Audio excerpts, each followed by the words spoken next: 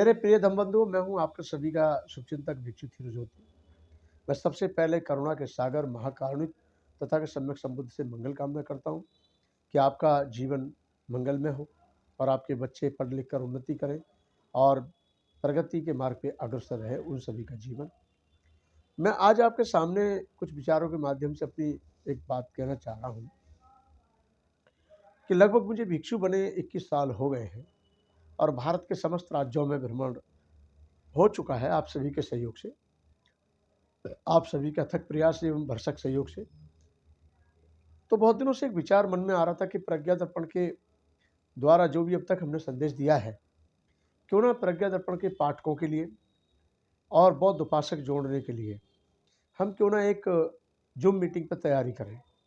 और zoom meeting पे एक हमने ग्रुप बनाया, जूम मीटिंग के लिए एक ग्रुप बनाया जिसका नाम हमने प्रज्ञा दर्पण त्रैमासिक पत्रिका रखा। उसमें काफ़ी लोग जुड़े, 1017 लोगों के लगभग हमने उनको जोड़ने का प्रयास किया। लेकिन जब हम जूम मीटिंग करते हैं तो ये समझ में नहीं आता कि लोग क्यों नहीं जुड़ते हैं। क्या बहुत से लोगों का ये मानना है कि सिर्फ भंते जी दान मांगेंगे? तो मैं पहले आपको स्पष्टीकरण कर दूं कि दान 3 प्रकार का होता है। श्रम दान भी होता है और आप किसी के साथ खड़े हो जाएं, ये भी दान होता है। किसी को सही समय पर सही विचार दे दें, ये भी दान होता है। और जो व्यक्ति अर्थ दान करता है वो भी दान होता है। और कोई भी कार्य ऐसा नहीं होता कि जिसमें तीनों की आवश्यकता ना पड़ती हो।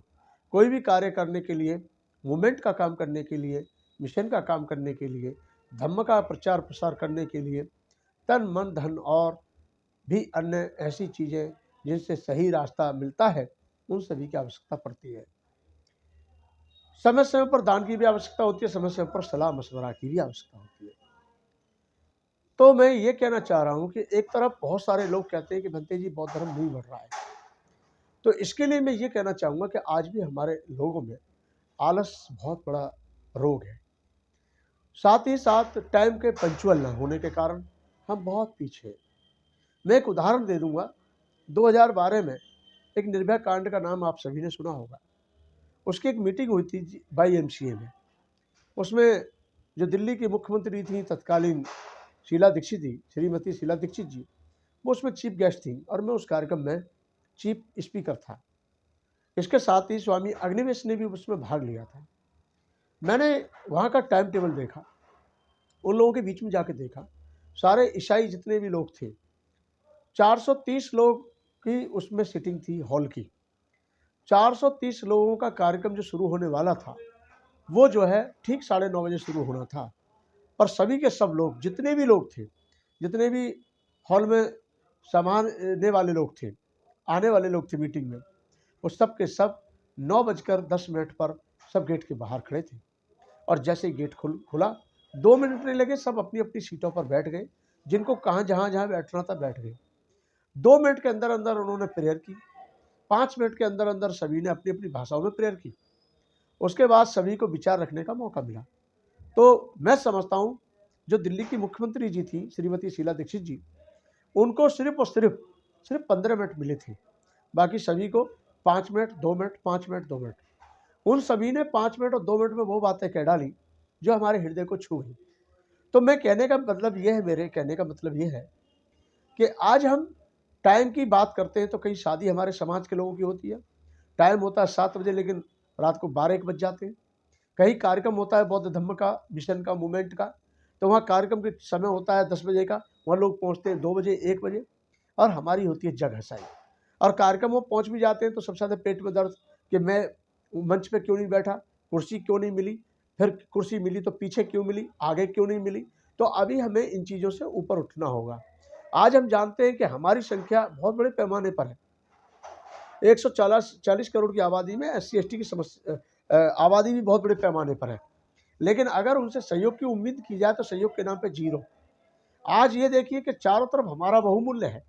हम जो है बहुसंख्यक हैं, लेकिन हर जगह हम अल्पसंख्यक बने हुए हैं। कारण कि हम टाइम का इस्तेमाल नहीं कर पाए, हम धन का इस्तेमाल नहीं कर पाए, हम अपनी बुद्धि और विवेक का भी इस्तेमाल नहीं कर पाए। मेरा मकसद आपकी भावनाओं को ठेस पहुंचाना नहीं है। मैं ये देख रहा हूं कि एक तरफ भिक्षुओं के ऊपर आरोप लगते हैं आए दिन कि भिक्षु धम्म के बीच में धम्म का काम नहीं कर रहे।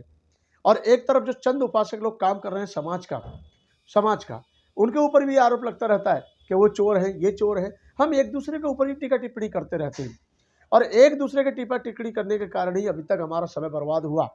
इसलिए कहीं पे भी आज हम मजबूत नहीं हो पा रहे हैं। हम जब मजबूत करने की बात करते हैं तो हमारे लोग आज भी उसका दृष्टिकोण दूसरा ही बदल देते हैं। कुछ लोगों का तो ये कहना रहता है, अरे ये बनते जी तो पैसे के लिए मैसेज छोड़ते हैं। अरे मैं धम्म का काम करूंगा, मैं नहीं कर रहा हूँ। धम्म का काम तो आप कर रहे हैं, मैं एक माध्यम हूँ। आपसे लिया हुआ सहयोग सही जगह पर लगाना मेरा कर्तव्य है। दान का सदुपयोग करना और दान के बीच में पारदर्शिता रखना मेरा कर्तव्य है। लेकिन मैं ये पूछना चाह रहा हूँ कि समाज का ऐसा कौन सा काम आज तक हुआ है, चाहे वो अमरावती हो, महाराष्ट्र हो, कहीं भी हो, उत्तर प्रदेश हो, कहीं पे भी हो, बिना मूवमेंट बिना पैसे के चला हो या बिना पैसे के कोई बुद्ध विहार बना हो, बिना, क्योंकि हमारे धम्म में अंधविश्वास तो है नहीं, कर्म कांड तो है नहीं। अगर हमारे धम्म में कर्म कांड होता, अंधविश्वास होता, तो शायद आप लोगों के बीच में मांगने जरूरत ही नहीं पड़ती, आप लोग वैसे ही चढ़ा देते। जैसे आज बहुत से लोग कर्म कांड में, नौ दुर्गा के चक्कर में हमारे लोग लाइन में लगे हुए हैं हर जगह पर। तो मेरा कहने का मतलब है कि हमने जूम मीटिंग तैयार इसलिए किया था कि आपसी संवाद हो सके, बौद्ध भिक्षुओं का, बौद्ध उपासकों का आपस में मंत्रणा हो सके। एक दूसरे के मन में शंकाएं रहती हैं, कोई भिक्खू के बारे में कुछ कहता है तो कोई उपासक भिक्खू के बारे में कुछ कहता है, कोई भिक्खू उपासकों के बारे में कुछ कहता है। ये दूरियां मिटानी होंगी। ये आपस में मानवता पैदा करने के लिए एक दूसरे के साथ विचारों का आदान प्रदान करना बहुत जरूरी है। और जूम मीटिंग में मैं ये देखता हूँ, जो हमारा ग्रुप है प्रज्ञा दर्पण त्रैमासिक पत्रिका का, इसमें कोई व्यक्ति एक दूसरे की राजी खुशी पूछने को तैयार नहीं।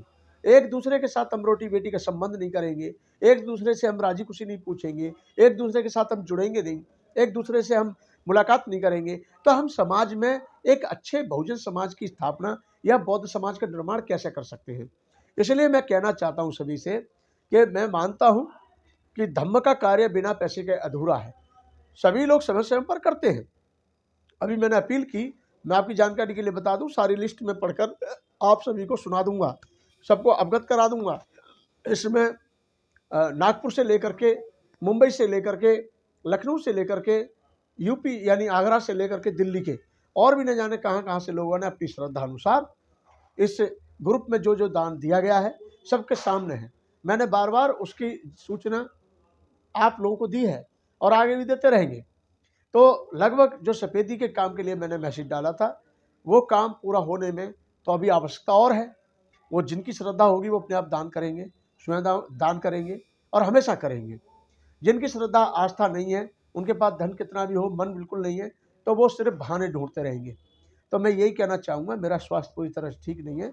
मेरा जूम मीटिंग रखने का मकसद है कि आपस में लोग जुड़ें, एक दूसरे के ऊपर जो हम लोग शायद टीका टिप्पणी करते हैं उनको दूर करें, एक दूसरे के मन में हम शंकाओं के बोझों के नीचे दबे रहते हैं, उनको बोझों को दूर करने का काम करें, बोझों को हटाएं और आपस में सम्यक दृष्टि अपनाएं, एक दूसरे के प्रति सम्मान की दृष्टि से देखें और एक दूसरे के सुख दुख के साथी बने और धम्म में अपना योगदान तन से, मन से, धन से योगदान करना ना भूलें।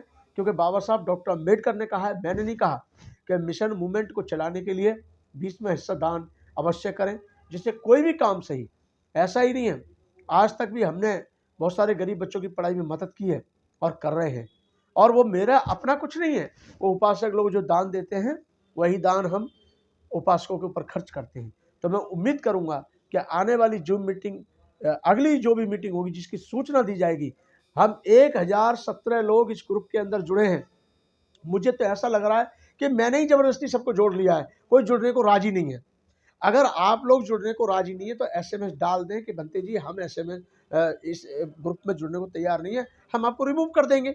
दूसरी बात, जब जुड़ने के लिए इच्छुक हैं और आप चाहते हैं कि बौद्ध धर्म का कार्य कुछ हो, समाज का काम कुछ हो और समाज को एक नई दिशा मिले, तो हम सबको मिलजुल करके इस प्लेटफॉर्म को मजबूत करना होगा। और आप से उम्मीद है कि जो संपन्न सक्षम है वो अपना योगदान किसी भी रूप में, समय से, धन से, मन से, सुझाव के तौर पर, सलाहकार के तौर पर दे सकते हैं। और मैं यही कहूँगा कि हम 1017 लोगों में से 10% भी जोड़ लें तो 100 लोगों का मीटिंग में होना जरूरी है। बहुत से लोग कहते हैं क्या जगहसाही हो रही है बनते जी, पूरे जूम मीटिंग में से 3-4 लोग आए हैं, तो बड़ा शर्म आती है। इसका मतलब हम जूम मीटिंग तो हमने बना ली, इसका मतलब हमने ग्रुप तो बना लिया, लेकिन लोग तैयार नहीं है। तो मैं उम्मीद करूँगा कि आप जो भी बोलना चाहें एसएमएस ग्रुप में डाल दीजिए कि हम इच्छुक हैं या नहीं। और जब मीटिंग रखी जाएगी, जैसे आपको सूचना दी जाती है, उस सूचना के आधार पर हम ये कह सकते हैं कि आप बोल भी सकते हो कि बंते जी इस बार मुझे अपने विचार रखने हैं, जिससे कि हम तैयारी कर सकें। आप सभी को बहुत बहुत साधुवाद। उम्मीद करते हैं कि प्रज्ञा दर्पण त्रैमासिक पत्रिका के ग्रुप को मजबूत करोगे और आने वाली सभी मीटिंगों के लिए आप अपना बहुमूल्य समय दोगे। आप सभी को बहुत बहुत साधुवाद। मेरा स्वास्थ्य ठीक नहीं है, आज मेरे बोलने में भी थोड़ी तकलीफ हुई है और मैं यही कामना करता हूं कि आप लोग सभी सुखी संपन्न रहें। आप सभी को साधुवाद।